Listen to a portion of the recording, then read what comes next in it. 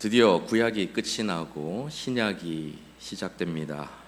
올해 1월 호기롭게 창세기부터 같이 시작했다가 출애굽기나 레위기에서 포기하고 아직 광야를 헤매고 계신 분들 혹시 계실지 모르겠습니다. 남들은 바벨론 포로까지 끌려갔다가 지난주에 예루살렘으로 다 돌아왔는데 아직 출애굽도 못하신 분들 혹시 계시다면 지난 시간들은 모두 잊어버리고 이번 주부터 신약 1독을 목표로 다시 시작해 보시기를 바랍니다. 우리 옆에 계신 분들과 우리 신약은 꼭 끝까지 가봅시다 인사 나눠보시기 바랍니다. 신약 꼭 끝까지 가봅시다. 네, 꼭 끝까지 함께 갔으면 좋겠습니다.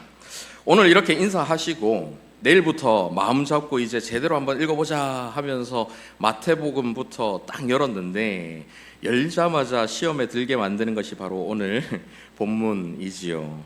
혼자 읽으시다가 시험에 드실까봐 오늘 같이 읽었으니까 내일 이 부분이 나올 때 힘드시면 건너뛰어도 좋습니다. 하지만 오늘 말씀을 통해서 이 족보가 얼마나 중요한 의미를 담고 있는지 알고 나면 그동안 별 의미 없고 지루하게만 느껴졌던 오늘 본문이 새롭게 보이리라 생각을 합니다. 자, 그러면 지금부터 구약이 닫히고 약 400년이 지나 새로운 신약의 시대를 여는 첫 번째 책인 이 마태복음과 그 중에서도 가장 먼저 나오는 이 족보 이야기를 차근차근 시작해 보도록 하겠습니다. 여러분, 복음서가 몇 권인가요? 네 권이죠. 네 권의 복음서가 있죠. 사복음서라고 합니다. 복음서가 4개인 이유는 예수 그리스도의 삶과 사역을 다양한 관점에서 전하기 위함입니다. 각각의 복음서는 예수님의 삶을 기록하면서 특정한 독자층 그리고 특정한 신학적 목적에 따라서 강조점을 각기 다르게 두고 기록이 되었습니다. 마태복음은 구약 성경이 익숙한 유대인들을 주요 독자로 타겟을 삼고 기록이 되었습니다. 예수님께서 다윗의 자손으로 오셔서 구약의 예언을 성취하신 메시아이시자 왕이심을 강조하고 있지요. 그렇기 때문에 마태복음에는 구약 성경에 대한 인용이 많이 등장합니다. 구약과 신약의 이 간극을 원만하게 이어주는 가교 역할을 한다라고 볼 수가 있지요. 이것이 마태복음이 가장 먼저 쓰인 복음서가 아님에도 불구하고 신약의 첫 번째 책으로 배치되어 있는 결정적인 이유라고 할 수가 있습니다. 마가는 로마인을 비롯한 이방인 회심자들을 대상으로 복음서를 기록했는데요. 이 마가복음은 사복음서 중에서도 가장 먼저 기록되었다라고 알려져 있습니다. 예수 그리스도에 대해서 고난받는 종으로 묘사하면서 그분이 많은 사람을 섬기기 위해서 자기 목숨을 많은 사람들의 대속물로 주시기 위해서 이 땅에 오셨다라는 것을 강조하지요. 사도 바울과 함께 선교 사역을 감당했던 의사였던 누가는 누가복음과 사도행전을 기록했습니다. 그는 목격자들의 증언을 바탕으로 예수 그리스도의 생애를 역사적으로 기록을 했지요. 주된 독자층인 헬라인을 포함한 이방인들이 역사적으로 신뢰할 수 있도록 누가복음을 작성을 했습니다. 이 마태, 마가, 누가복음이 공통된 관점으로 작성되어서 공관복음, 이렇게 세 복음서를 공관복음으로 불고 있는데요. 이렇게 불리는 것과 달리 사도 요한이 작성한 요한복음에서는 신학적이고 영적인 깊이로 예수님의 신성을 강조하는 것을 볼 수 있죠. 이렇게 4권의 복음서는 각각의 다른 특징들이 있습니다. 만약 모든 복음서가 똑같은 내용을 똑같이 기록했다면 오히려 저자들이 사전에 같이 모여서 공모를 하고 말을 맞추어 지어낸 이야기로 볼 수 있을 것입니다. 하지만 이 복음서들 간에 기록된 사건의 종류도 다르고 사건을 보는 관점과 분량에 있어서도 차이점이 있다라는 이 사실, 그리고 이 모든 복음서들이 각자만의 특징을 가지고 있다라는 이 사실이 각각의 복음서들이 독립적으로 작성되었다라는 것을 드러내 보여줍니다. 그럼에도 예수 그리스도에 대한 동일한 이야기를 이 복음서가 담고 있기 때문에 이것을 통해 그 기록들이 신뢰할 만한 것이다라는 것을 증명하는 것이죠. 자, 그러면 마태복음이 왜 족보로 시작하고 있는지 여러분 아시겠습니까? 앞서 이 마태복음이 구약에 익숙한 유대인들을 대상으로 작성되었고 구약의 예언이 성취되는 것에 초점을 맞춘 복음서라는 말씀을 드렸습니다. 따라서 이 복음서를 읽는 유대인들에게는 시작부터 나오는 이 족보가 아주 특별한 의미가 있는 것이죠. 이 족보에 기록되어 있는 이름들이 전부 구약의 인물들 아니겠습니까? 신약의 첫 책이니까요. 구약의 인물들, 그 인물들의 이름들을 보면서 자신들이 존경하고 자신들이 잘 알고 있는 그 조상들 이름, 그 이름들을 바라보면서 지금 이 책이 구약과 연장선상에 있는 것이구나 하는 것을 느끼게 될 것입니다. 이렇게 유대인들에게는 특별한 의미가 있는데 이 부분에 대해서는 조금 이따가 좀 더 자세히 살펴보기로 하고요. 먼저 다른 내용이 아니라 족보를 제시하는 형태로 이 마태복음이 시작하는 것, 이것을 통해서 일반적으로 우리가 알 수 있는 의미가 무엇인지를 살펴보도록 하겠습니다.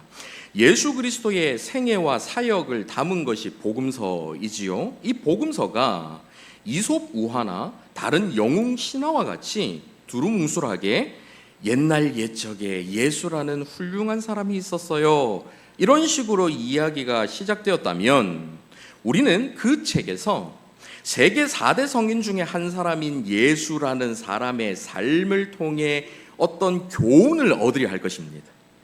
우리 삶에 구체적으로 적용할 실천적인 조언들을 그 책에서 얻으려 하겠지요.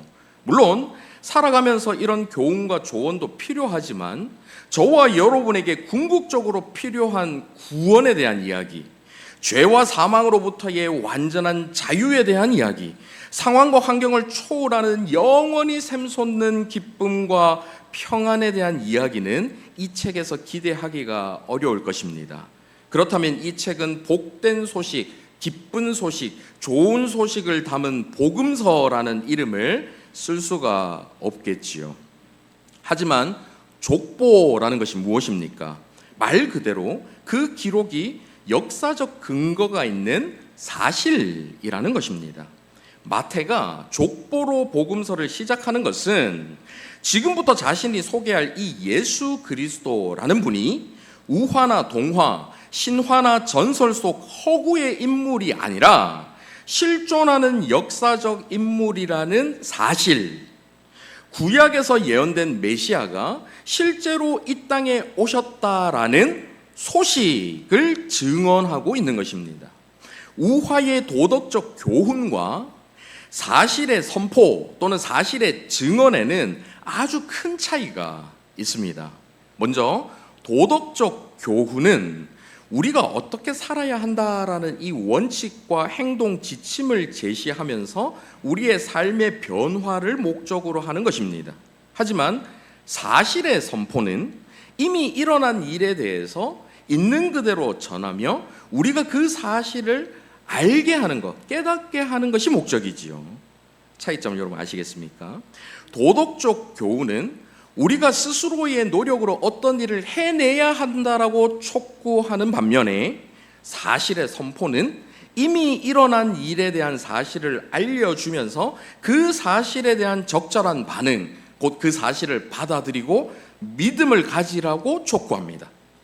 도덕적 교훈은 모든 것이 우리의 올바른 선택과 우리의 삶의 방식에 달려 있다라는 것을 강조한다면 사실의 선포는 우리를 위해 올바른 선택과 삶을 사신 분이 이미 따로 계시다라는 사실을 알려주는 것이지요.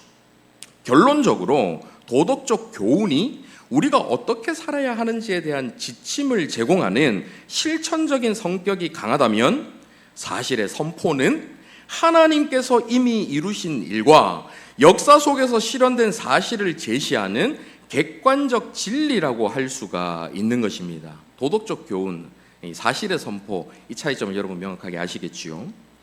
복음이라는 것은 말 그대로 기쁜 소식을 의미합니다. 복된 소식, 소식을 의미하지요. 소식을 전한다 하는 것은 거기에 어떤 도덕적 가치가 있어서 도덕적으로 교훈하는 것이 아니라 사실의 선포를 가리키는 것입니다. 따라서 마태가 이 족보로 이 기록을 시작하는 것은 예수 그리스도의 오심이 우리가 어떻게 행동하고 어떻게 살아야 한다라는 도덕적 교훈을 주는 율법적인 선포가 아니라 그분이 어떤 분이시고 그분이 이 땅에 오셔서 우리를 위해서 어떤 일을 행하셨는지 그 사실에 대해서 있는 그대로를 전달하는 복음의 선포라는 것을 알려주는 것이죠. 이 족보로 시작하는 마태복음을 읽으면서 우리는 이 복음서를 통해서 우리가 어떤 교훈을 얻고 어떻게 우리 힘으로 살아내야 하겠다는 것을 깨닫게 하기 위한 목적이 아니라 그저 우리를 위해서 이 땅에 오셔서 우리에게 구원을 주시기 위해 이 땅에서 사신 예수 그리스도를 알려주는 역할, 그 기쁜 소식을 전해주는 역할을 감당하는 것입니다. 그래서 도덕적 교훈을 통해 우리 힘으로 구원을 받기보다 이 예수 그리스도의 오심을 받아들이고 믿음을 통해서 구원을 얻도록 만들어주시는 것이죠. 이를 통해 구원이 우리가 도덕적 교훈을 받아 행위와 삶을 변화시키고 율법을 잘 지켜서 우리 힘으로 얻어내는 것이 아니고 우리를 구원하시기 위해 하나님께서 친히 세상에 오셨다라는 그 사실을 받아들이는 믿음을 통해서 값없이 얻게 하시는 은혜의 선물이라는 것을 깨닫게 만들어주신다는 말씀입니다. 따라서 이 마태복음의 족보를 읽으며 우리는 구약에서 지속적으로 예언된 메시아가 실제로 오셨다라는 그 소식을 듣게 되고 그분이 우리를 위해 행하시고 성취하신 일들이 무엇인지 듣게 될 것을 기대하게 되는 것이지요. 그래서 온전히 그분을 의지하고 온전히 그분을 붙들고 온전히 그분을 통해서만 우리가 구원을 얻을 수 있다라는 이 사실을 자연스럽게 깨닫게 되는 것입니다.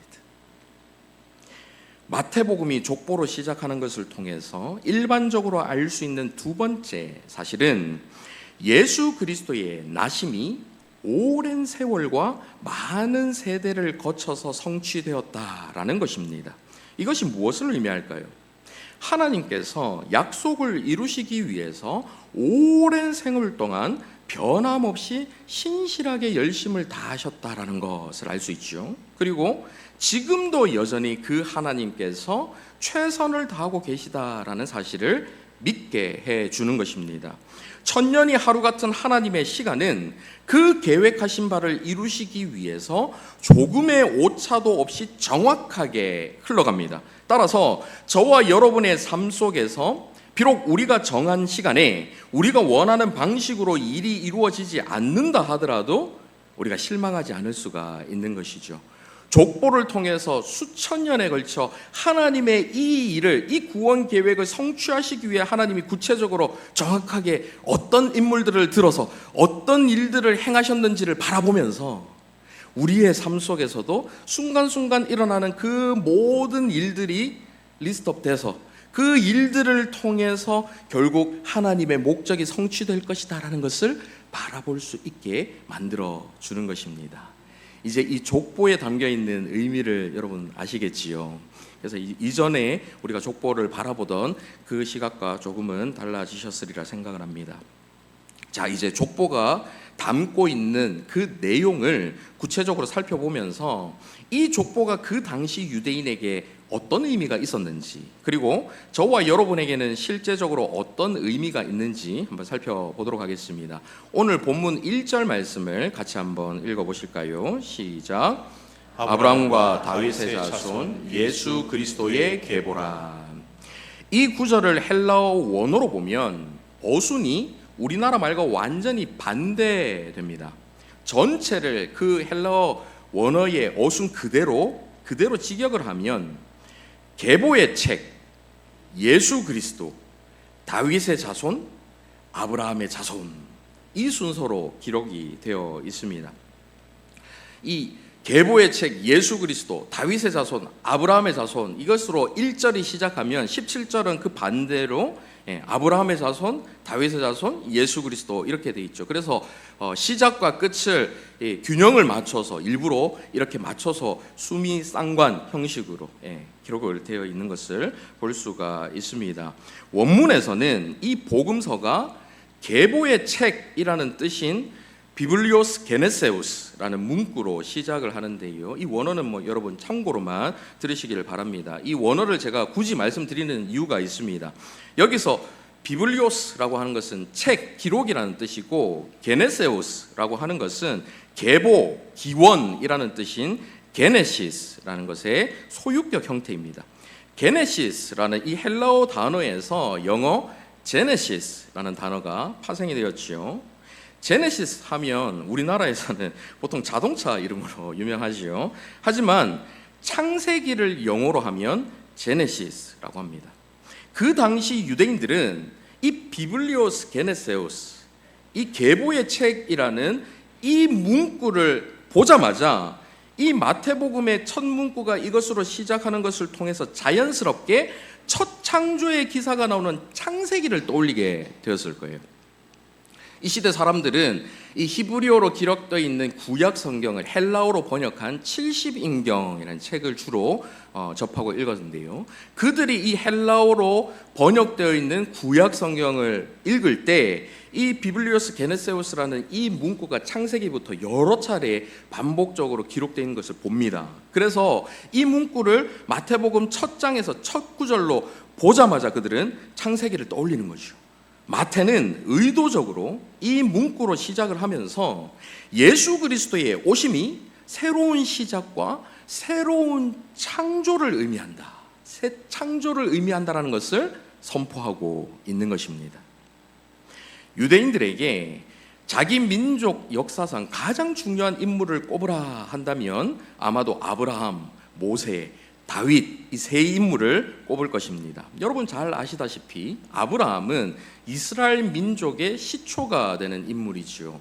모세는 누구입니까? 아브라함의 이 한 가문이 애굽에서 한 민족이 되었을 때에 출애굽이라는 하나님의 구원 사역에 쓰임을 받았던 인물입니다.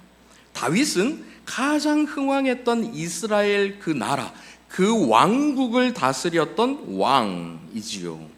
구약 성경에 능통한 유대인들이 마태복음의 족보가 예수 그리스도를 아브라함과 다윗의 자손이라고 증언할 때에 곧바로 이 중요한 세 사람을 통해 하나님께서 주셨던 그 언약을 떠올렸을 것입니다.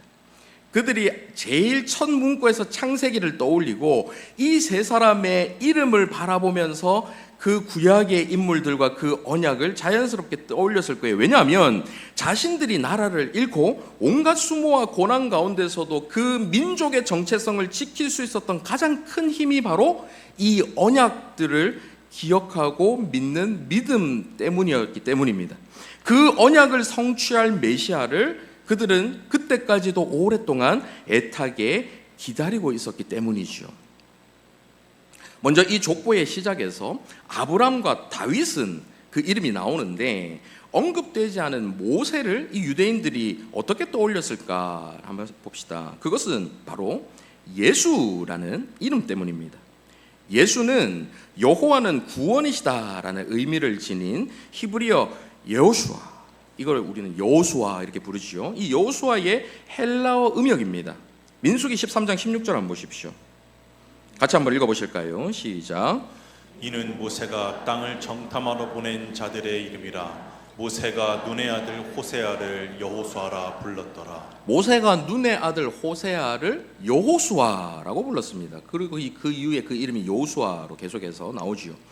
바로 그 여호수아가 이스라엘 민족을 이끌고 약속의 땅 가나안으로 들어가서 애굽으로부터의 구원 사역을 완성했습니다. 동일한 뜻, 동일한 이름을 가진 예수, 그 예수 그리스도가 어떤 사역과 목적을 위해 이 땅에 오셨는지를 단적으로 보여주지요. 이 예수라는 이름을 보면서 유대인들은 모세와 또 여호수아를 자연스럽게 떠올리게 됐을 것입니다. 그러면서 이 예수 그리스도가 그들을 구원해낼 인물이라는 것을 떠올렸겠죠. 그렇다면 유대인들이 그토록 굳건하게 믿었던 이 아브라함과 다윗의 언약이 무엇일까요? 먼저 하나님께서 아브라함에게 주신 언약을 한번 살펴보겠습니다. 창세기 22장 17절 18절 같이 읽습니다. 시작. 내 금복을 주고 내 씨를 크게 번성하여 하늘의 별과 같고 바닷가의 모래와 같게 하리니 내 씨가 그 대적의 성문을 차지하리라. 또 내 씨로 말미암아 천하 만민이 복을 받으리니 이는 내가 나의 말을 준행하였음이니라 하셨다 하니라. 여기서 내 씨라는 단어는 단수로 사용이 되었습니다.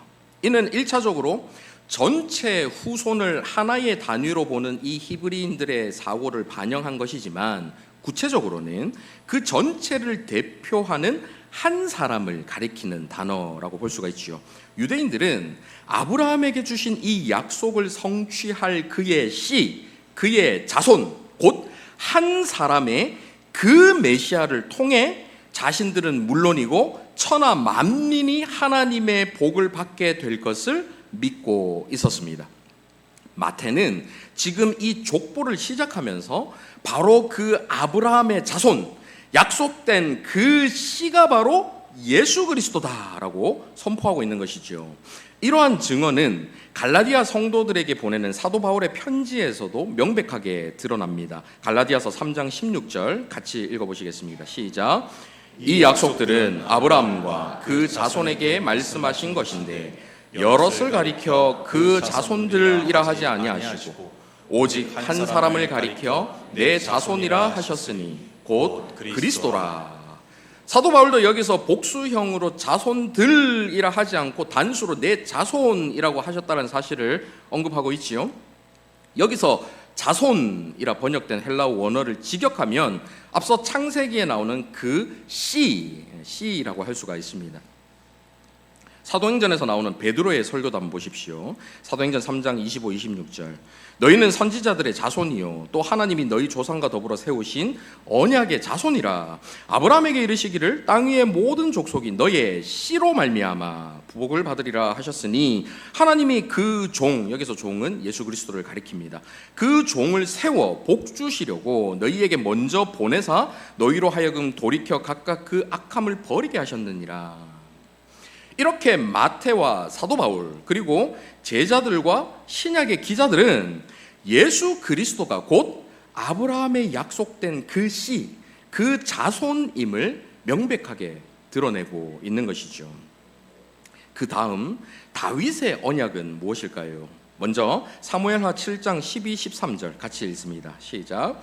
내 수완이 차서 내 조상들과 함께 누울 때에 내가 내 몸에서 날 내 씨를 내 뒤에 세워 그의 나라를 견고하게 하리라. 그는 내 이름을 위하여 집을 건축할 것이요 나는 그의 나라 왕위를 영원히 견고하게 하리라. 이어서 16절도 같이 읽을까요? 시작. 내 집과 내 나라가 내 앞에서 영원히 보존되고 내 왕위가 영원히 견고하리라 하셨다 하라. 여기서도 단수형의 내 씨가 나오지요. 다윗의 씨, 다윗의 자손에게서 나라를 견고하게 세우고 그 왕위가 영원히 이어지게 될 그의 씨, 그의 자손, 곧 한 사람의 그 메시아가 나올 것이다 라는 것을 약속하고 계신 것입니다. 유대인들은 이 다윗의 언약을 근거로 잃어버린 나라를 되찾고 영원히 망하지 않는 나라, 견고한 왕국을 건설할 그 왕, 그 메시아를 애타게 기다리고 있었던 것이지요.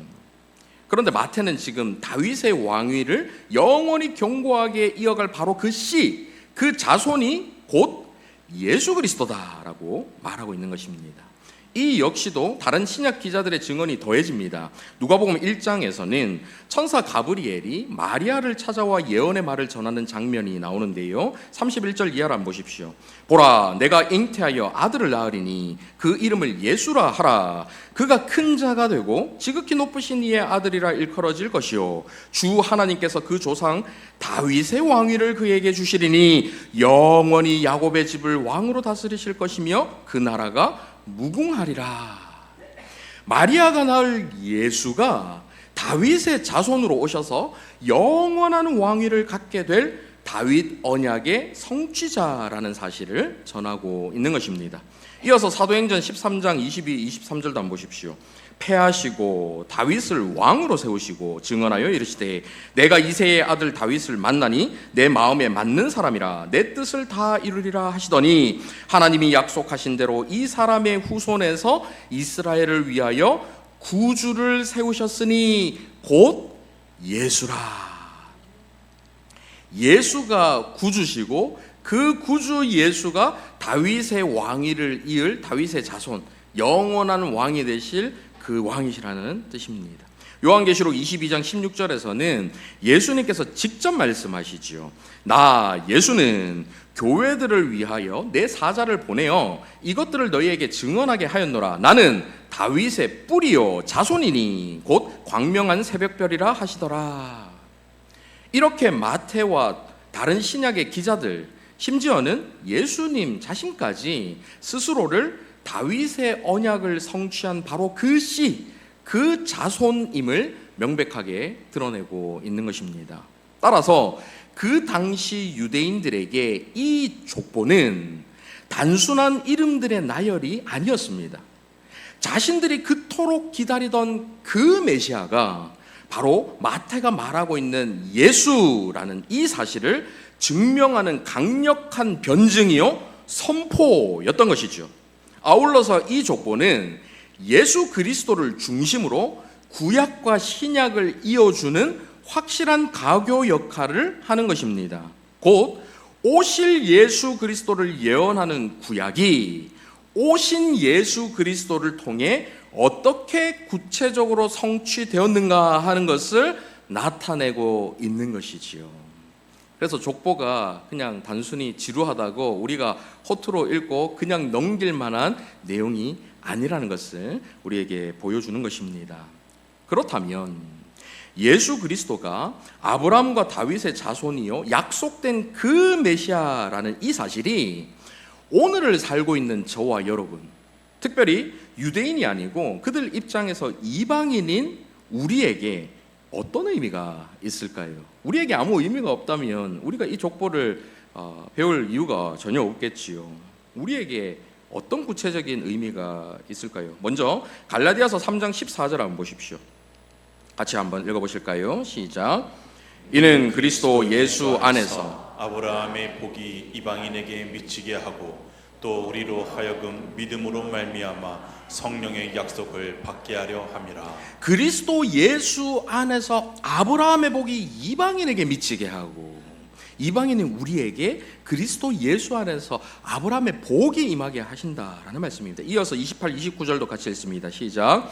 너희는 유대인이나 헬라인이나 종이나 자유인이나 남자나 여자나 다 그리스도 예수 안에서 하나이니라. 너희가 그리스도의 것이면 곧 아브라함의 자손이요 약속대로 유업을 이을 자니라.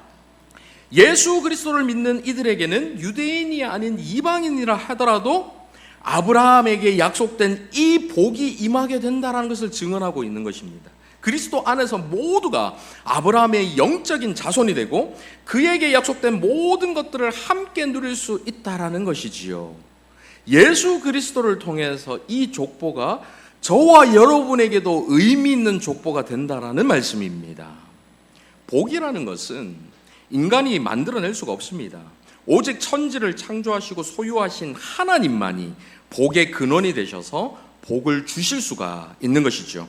그런데 우리는 그 복의 근원이신 거룩하신 하나님께로 나아갈 수 없는 연약하고 완악한 죄인들입니다. 그런 저와 여러분이 복의 근원이신 하나님께로 나아갈 수 있도록 복의 근원이신 하나님께서 친히 이 땅에 인간으로 오셨어요. 복의 근원 강림하사, 복의 근원이신 예수 그리스도께서 이 땅에 친히 내려오셔서 예수 그리스도께서 그 복의 근원이신 아버지 하나님께로 나아가는 길이 되어 주신 것입니다. 복을 받거나 그 복을 누릴 수 있는 어떠한 자격도 없는 저와 여러분이 예수 그리스도를 통해 하나님께 떳떳하고 당당하게 하나님 약속하신 그 복을 주십시오, 그 복을 달라고 요구할 수 있는 자격을 얻게 된 것이지요. 이 얼마나 큰 은혜입니까?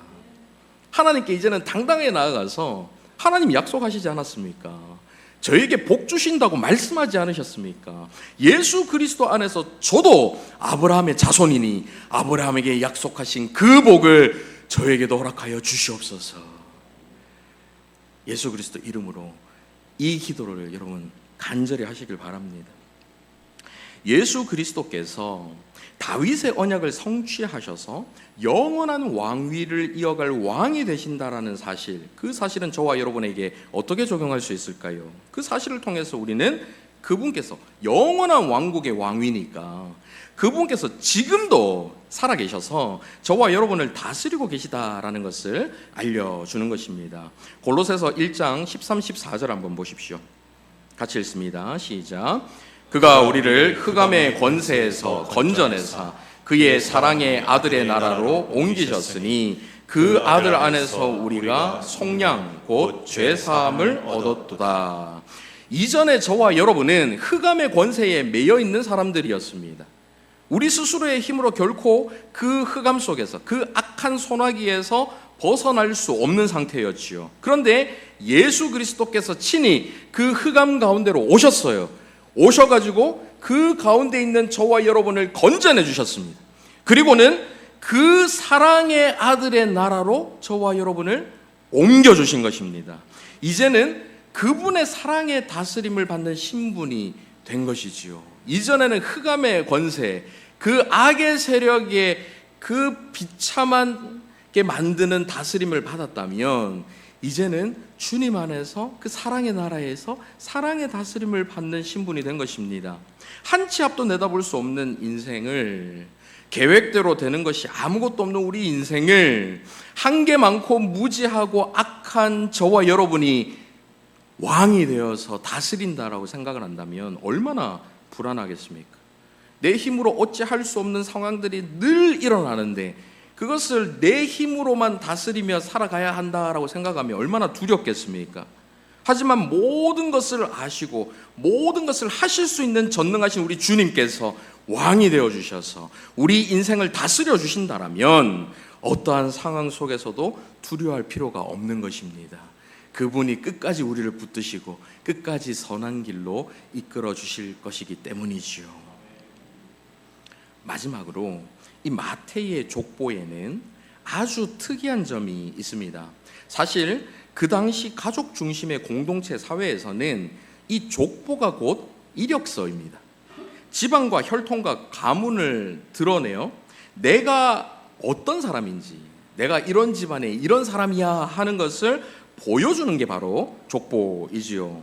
가능하면 불리한 부분은 빼고 자신에게 유리한 유력한 인물들은 더 강조해서 내가 이런 사람의 후손이야, 이런 사람의 가족이야 라는 것을 드러내고 주변 사람들에게 좋은 평판을 받고 싶은 것이 모든 사람들의 공통된 마음 아닐까요? 그런데 마태는 예수님의 족보를 기록하면서 그런 부분을 전혀 고려하지 않았습니다. 오히려 좀 감춰도 되는 모든 치부들을 일부러 더 부각시키고 강조해서 드러내고 있다라는 것을 볼 수가 있습니다. 우선 이 족보에 여자의 이름이 5명이나 들어갑니다. 고대 가부장 사회에서 이 여자를 족보에 언급하는 것 전혀 일반적이지 않은 일이지요. 게다가 족보에 실린 이 여자들 대부분이 이방인이었습니다. 다말, 라합 이 두 여인은 가나안 사람이었고 룻은 모압 사람이었지요. 바세바라는 여인은 헷 사람, 이방 헷 사람 우리아의 아내였습니다. 이 바세바가 이방인이라는 근거는 없지만 어쨌든 이방인 우리아의 아내였던 여인이죠. 고대 유대인들에게 이방인들은 부정하게 여겨져서 성막에 들어갈 수도 없었습니다. 여기에 더해서 마태는 성경 안에서 전혀 자랑스럽지 않은 아주 추악하고 수치스러운 사건들을 일부러 언급합니다. 본문 3절 한번 보십시오. 유다는 다말에게서 베레스와 세라를 낳고 베레스는 헤스론을 낳고 헤스론 람을 낳고, 여기서 유다는 다말에게서 베레스와 세라를 낳았다라고 기록되어 있지요. 근데 이 유다는 다말의 이 남편이 아니라 시아버지입니다. 시아버지와 며느리 관계이지요. 남편들이 다 죽어버리자 이 다말은 시아버지를 속여서 자신과 동침하게 하고 베레스와 세라를 낳은 것입니다. 굳이 유다가 다말에게서 자식을 낳았다라는 이 사실을 족보에 넣을 필요가 있었을까요? 그냥 유다에게서 베레스와 세라가 나왔다 뭐 이렇게 기록해도 얼마든지 가능했는데 이 다말이라는 여인을 굳이 이곳에 의도적으로 끼워놓고 있는 것이죠. 본문 6절도 한번 보십시오. 이새는 다윗 왕을 낳으니라. 다윗은 우리아의 아내에게서 솔로몬을 낳고. 여기도 마찬가지입니다. 다윗이 우리아의 아내에게서 솔로몬을 낳았다. 이 굉장히 이상한 말이죠.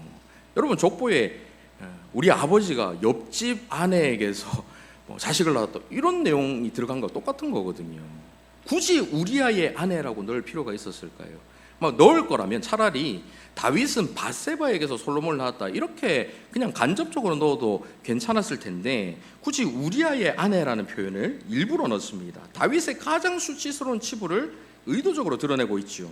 이것을 통해서 간음, 근친상간, 도덕적으로 흠이 많은 사람들, 문화적으로 배척당했던 이방인들, 사회적으로 무시당했던 사람들, 이들도 모두 예수님의 조상이 되었고 예수님의 가족으로 받아들여졌다라는 사실을 보여주고 있는 것입니다. 이 사실을 통해서 그런 사람들이 예수님께 받아들여질 수 있음을 보여주고 있는 것이죠. 그리고 예수님께서 이렇게 흠이 많고 인간들이 연약하고 악한 모습 속에서 그 인간들의 삶 속에 친히 들어오셨다라는 것을 보여주고 있는 거예요.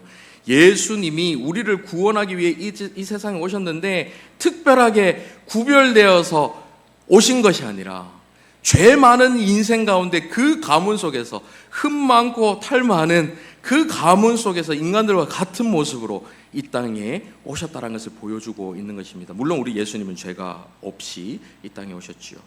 마찬가지로 저와 여러분이 사회적으로 잘 나가던 사람이든 못 나가는 사람이든 부유한 사람이든 가난한 사람이든 외모가 장난이 아니든 심각하게 장난이든 아무 상관없이 죄악된 길에서 돌이켜서 회개하고 예수 그리스도를 믿으면 그분의 은혜가 저와 여러분의 모든 것을 덮고 그분의 가족으로 그분의 사람으로 받아주신다라는 것을 보여주고 있는 것입니다.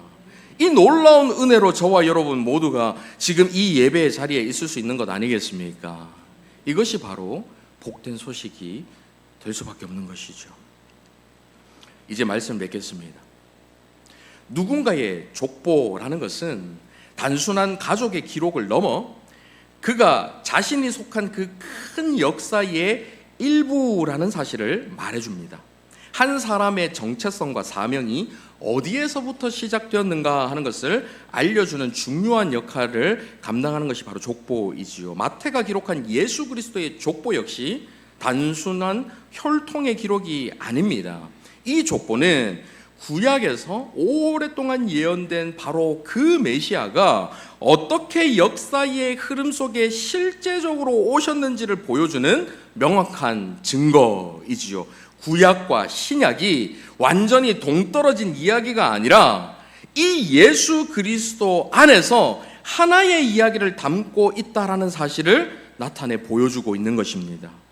예수 그리스도는 영원 전부터 계획된 하나님의 구원 역사 속에서 구약의 예언을 모두 다 이루시고 하나님의 구원 계획을 온전히 완성하실 유일한 분이십니다.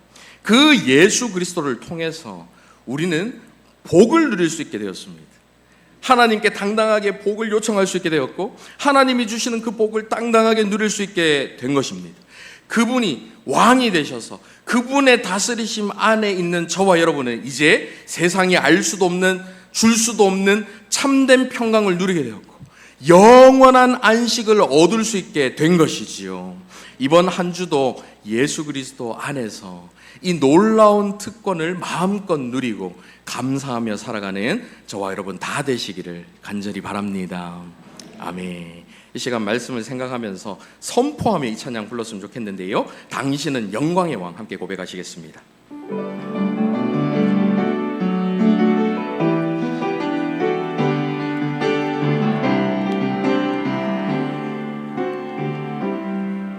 당신은 영광의 왕, 당신은 영광의 왕, 당신은 평강의 왕,